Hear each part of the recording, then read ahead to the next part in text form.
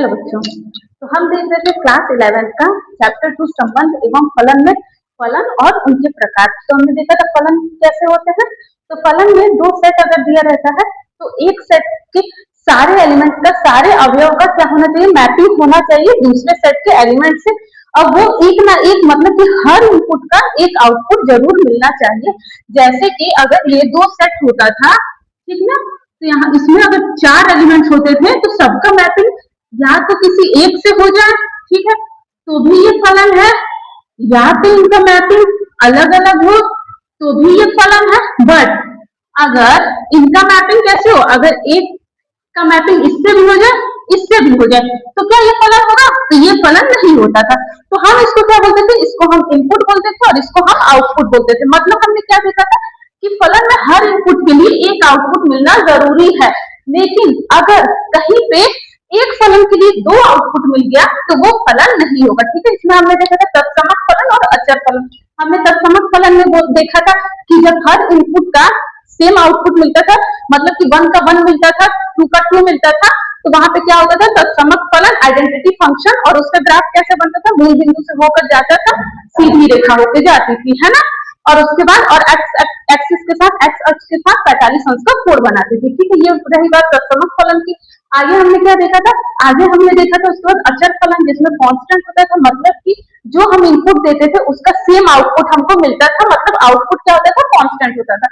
अगर हम इनपुट 1 दिए तो आउटपुट 5 मिला, तो इनपुट हम 2 दिए तो भी आउटपुट 5 मिला, 3 दिए तो भी आउटपुट 5 मिला, तो वो हम कांस्टेंट फंक्शन या अचर फलन कहते थे। और इसका ग्राफ कैसा बनता था, इसका ग्राफ क्या बनता था, एक्स एक्सिस के समांतर, एक्स एक्सिस के पैरेलल बनता था, ठीक है। यहाँ तक बात हो गई थी।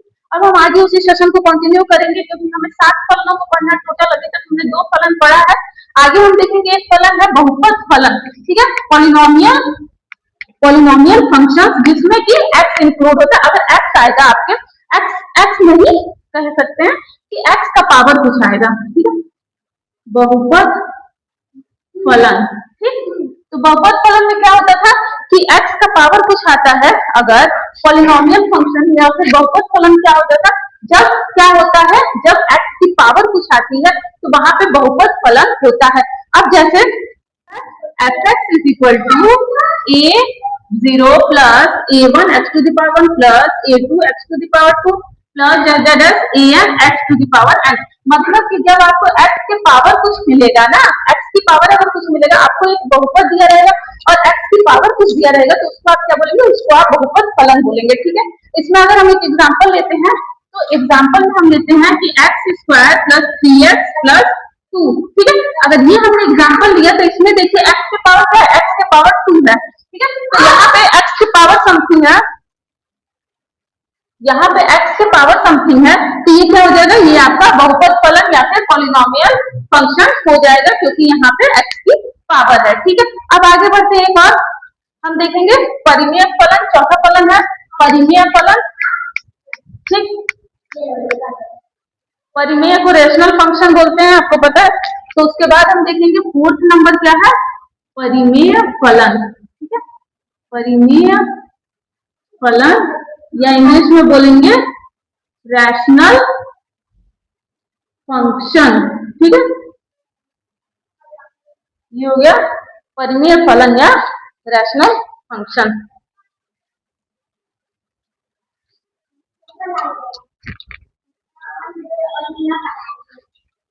तो इसमें क्या होता है, परिमेय फलन में रैशनल में आपको पता है कि अपॉन में समथिंग होता है। तो अगर मान लीजिए कि दो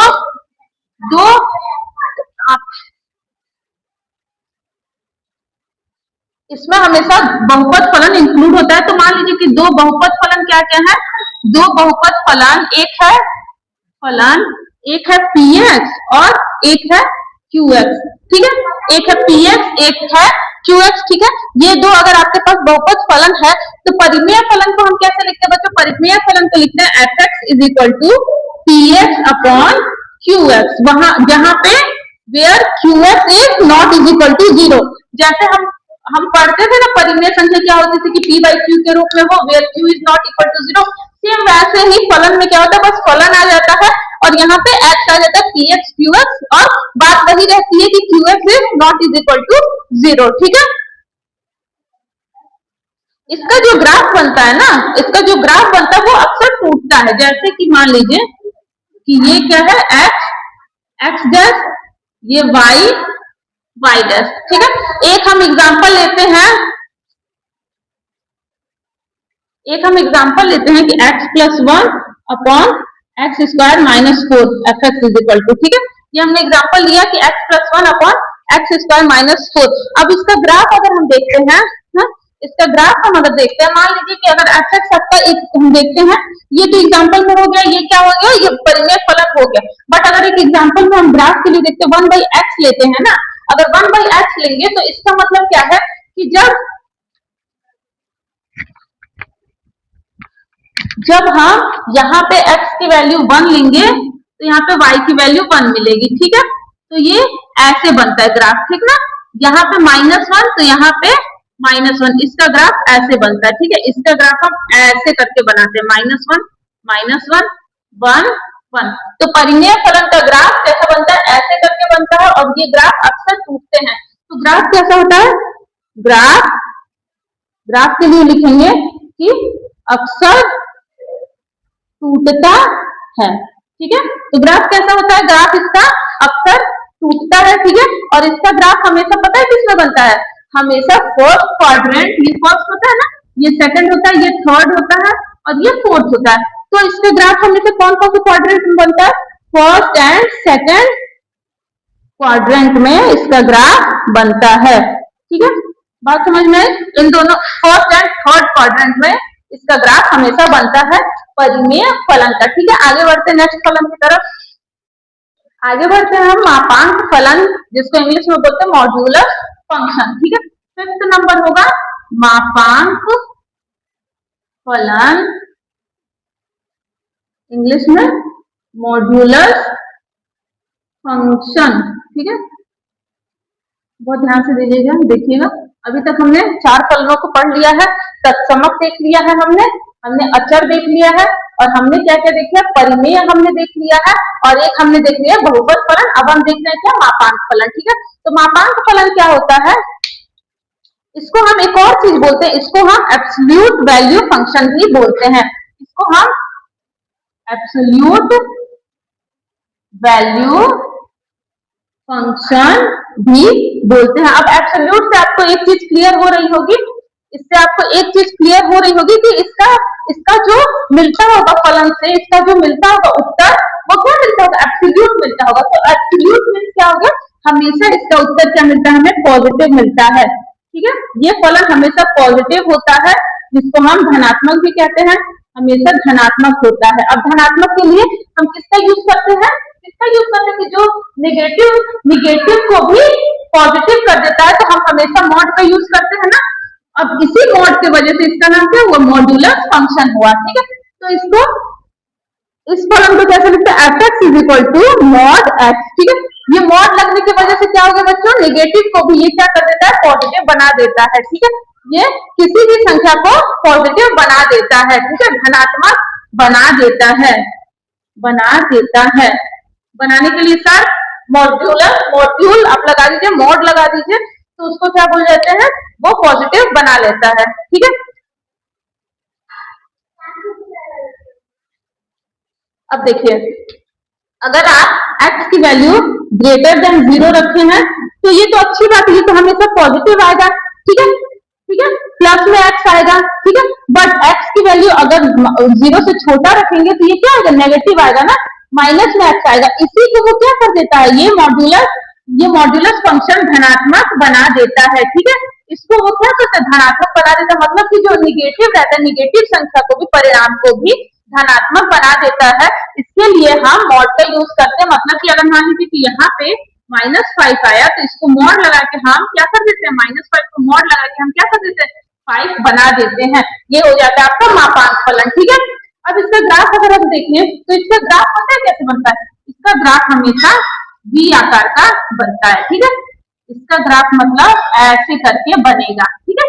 ऐसे यहाँ पे ये सारे पॉइंट्स होते हैं, ठीक, यहाँ पे ये सारे पॉइंट्स होते हैं, और इसका ग्राफ हमेशा V आकार का बनता है। ये वैसे इतना इंपॉर्टेंट है नहीं, इतना आपको डिटेल्स में नहीं बोलेगा कि इसको पूरा अच्छे से आप इस पे टिप्पणी लिखो या कुछ, आपको बस पूछ देगा कि इसका ग्राफ कैसा बनता है, तो आप याद कर लोगे कि V आकार का बनता है, कौन सा U आकार, कौन सा समांतर, कौन सा ऐसे करके जाता है मूल बिंदु से, तो आपको कोई प्रॉब्लम इसमें नहीं होगी। ठीक है, अब हम एक चीज पढ़ेंगे, चिन्ह फलन। ठीक है, 5 तक हमने देख लिया, 5 फलन अभी तक हमने पढ़ लिया।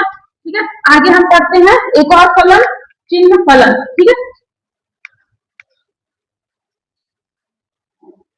6वां नंबर का फलन है, 6वां नंबर चिन्ह फलन। ठीक है, सिग्नम फंक्शन। ठीक,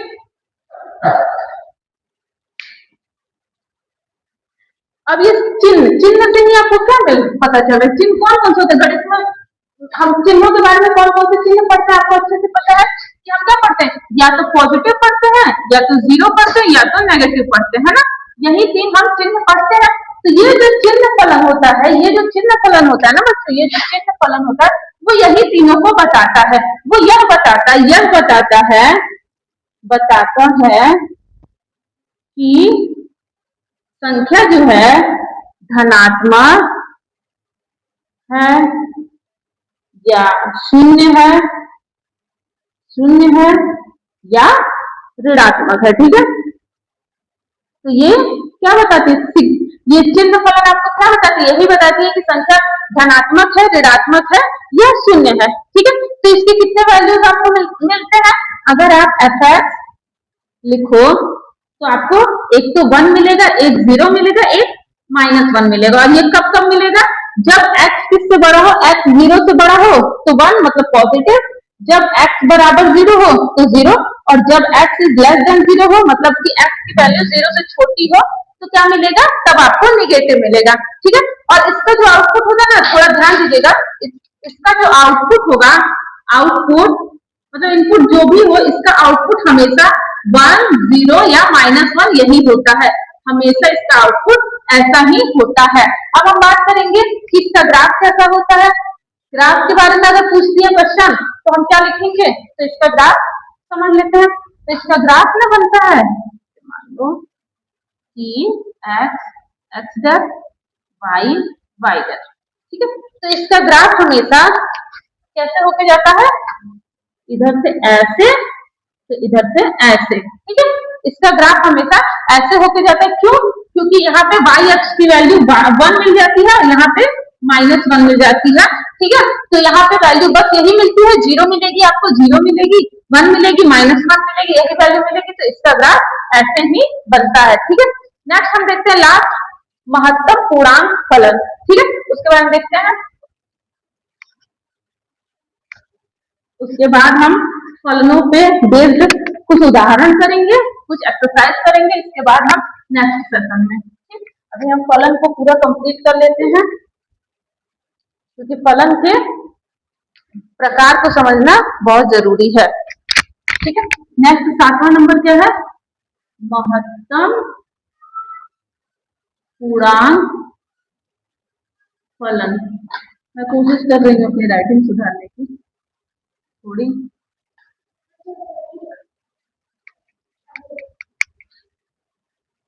इसको इंग्लिश में बोलते हैं बेटा ग्रेटेस्ट इंटीजर फंक्शन। ठीक है, ये हो गया आपका महत्तम पूर्णांक फलन, लास्ट फलन है ये। ठीक है, अब ये महत्तम पूर्णांक से समझ में आ रहा है कि इसमें कुछ महत्तम जैसा कुछ होगा। ठीक है, इसको हम एक और चीज कहते हैं, इसको हम एक स्टेप फंक्शन भी कहते हैं। ठीक है, ये याद रखिएगा इसको क्या कहते हैं, ये भी मैंने अभी पिछले वाले में जैसे बताया एब्सोल्यूट वैल्यू फंक्शन, इसको बोलते हैं स्टेप फंक्शन। ठीक है, ये ध्यान रखिएगा कि महत्तम पूर्णांक फंक्शन को फलन को हम क्या बोलते हैं, और स्टेप फंक्शन भी कहते हैं। ये संख्या के ठीक पहले या संख्या के बराबर वाला पूर्णांक देता है, मतलब कि ग्रेटेस्ट इंटीजर से आपको समझ में आ रहा है कि ये एक संख्या से ठीक छोटा या फिर उसके बराबर का वैल्यू आपको देगा। ये संख्या से ठीक छोटा या बराबर का वैल्यू देता है। मतलब कि अगर कोई आपको संख्या दे देगी तो ये उससे छोटा या फिर उसके बराबर वाला वैल्यू बोल सकते हैं या फिर पूर्णांक बोल सकते हैं, क्योंकि पूर्णांक की बात हुई है तो यहाँ पे पूर्णांक बोलना ज्यादा बेहतर होगा कि उसके संख्या से ठीक छोटा या उसके बराबर का ये क्या देता है, पूर्णांक देता है। ठीक है, अब जैसे कि बहुत इजी है, जैसे कि इसको कैसे लिख सकते हैं, f x is equal to x. ठीक है, ठीक है। अब अगर मान लीजिए एग्जाम्पल में अगर आपको f की जगह पे आपको 2.9 दे दिया तो ये क्या देगा, ये आपको इससे बड़ा नहीं देगा, इससे बड़ा क्या हो जाएगा, 3 हो जाएगा ना, तो वो नहीं देगा, या तो उससे छोटा देगा या तो उससे ठीक बराबर देगा। अब क्योंकि 2.9 है तो यहाँ पे उससे छोटा क्या हो गया, इससे छोटा 2 हो गया। ठीक है, ऐसे ही कुछ और एग्जाम्पल अगर हम लेते हैं, ऐसे ही कुछ और एग्जाम्पल, इसको लगाने का मतलब है, इसको लगाने का मतलब है 2.9 को लगाने का मतलब है कि ये दे दिए, ये महत्तम पूर्णांक के लिए यूज होता है ये ब्रैकेट, इसका हम यूज करते हैं जब हमको महत्तम पूर्णांक फलन को डिनोट करना रहता है। ठीक है, यहाँ पे फिर अगर हम मान लीजिए कि 3.4 ले लिए, ठीक, तो ये क्या देगा, इससे छोटा क्या देगा, ये 3 देगा। ठीक है, तो ऐसे ही महत्तम पूर्णांक फलन बनता है। ठीक है, अब इसके ग्राफ के बारे में अगर हम बात करें, इसके ग्राफ के बारे में बात करें, मान लीजिए y dash x x dash. ठीक है, अगर इसके ग्राफ के बारे में बात करें ना तो मान लीजिए कि ये एक बार एक पे यहाँ पे मिला, एक बार यहाँ पे एक पे मिला, ठीक, फिर एक बार ये यहाँ पे मिला, फिर एक बार ये यहाँ पे मिला। ठीक है, तो इसका ग्राफ हमेशा ऐसे ऐसे, मतलब y की वैल्यू पे ये प्रोसीड करता है ऐसे ऐसे, मतलब कि इसका ग्राफ हमेशा कैसा होता है, इसका ग्राफ सीढ़ी के तरह होता है। इसका ग्राफ के बारे में पूछा जाए ना तो आप लिखेंगे डायरेक्ट सीढ़ी के आकार का होता है। इसका ग्राफ कैसा होता है, सीढ़ी के आकार का होता है। महत्तम पूर्णांक फलन का ग्राफ कैसा होता है, सीढ़ी जैसा होता है या सीढ़ी के आकार का होता है। ठीक है, हमने बात कर ली फलनों के टाइप्स के बारे में, फलन के प्रकार, फलन कितने टाइप्स के होते हैं, हमने 7 टाइप्स टोटल देख लिए, सबके बारे में देख लिए, सबका ग्राफ देख लिए। ठीक है, हमने अच्छे से उसको समझा। अब उसको बेस्ड हम कुछ एक्सरसाइज, कुछ उदाहरण करेंगे इसके बाद वाले नेक्स्ट सेशन में। ठीक है, आज के लिए हम अपने सेशन को यहीं पे कंप्लीट करते हैं, क्योंकि हमने पूरा फलन देख लिया है। अब फलन को, इस वीडियो को आपको 2-4 बार देखने की जरूरत है, जिससे कि आपको माइंड में आपके क्लियर हो जाए, आपका कॉन्सेप्ट क्लियर हो जाए कि कौन सा फलन कैसा होता है, किसका ग्राफ कैसा होता है। ठीक है, ताकि आपको कोई डाउट ना हो। उसके बाद हम उदाहरण की तरफ बढ़ेंगे, उसके बाद हम एक्सरसाइज देखेंगे, सारे क्वेश्चन हम सॉल्व करेंगे, ताकि आपको किसी भी चीज में कोई प्रॉब्लम ना हो।